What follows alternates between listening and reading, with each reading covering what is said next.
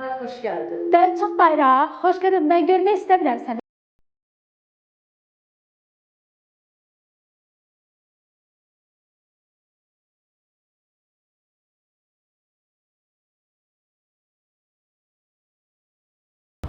İnsan üstüm dəyməsən gəlirəm, Allahın olsun bu evin sən, dünyamı sən başıma dar eləyər.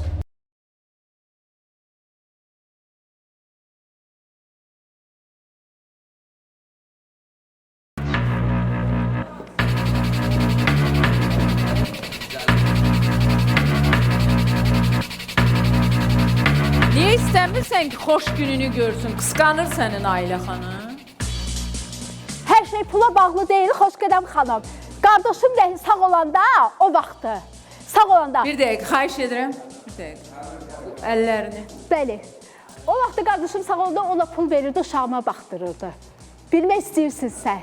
Bəs nə oldu? Tanımırdın sən qadını? Tanımıram, amma qardaşımın sayəsində qardaşım pul verirdi. O vaxtı qardaşım... Yox, sən tanımırdın. Nə bilirsən, bəlkə qardaşın başqa qadına pul verirdi.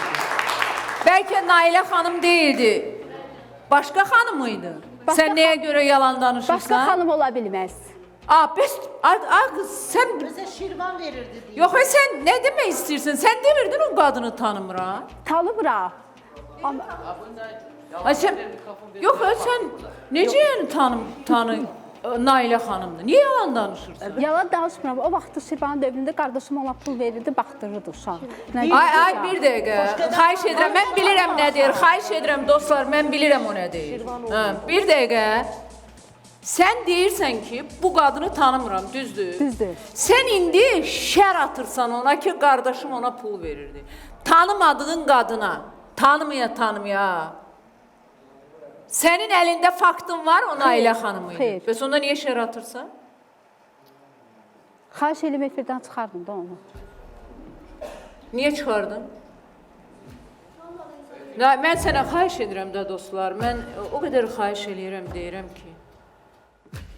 Ay qızım, Nailə xanım bilirsən orada niyə oturur? Analizin cavabına görə. Murad Heç gəlməmiş. ona analizin, seç o analizin cavabını da istəmir. O sənin oğlun üçün orada oturur. Bildin? Və o oğlunun dediyi söz var, o açılsın. Həm də onun üçün oturur.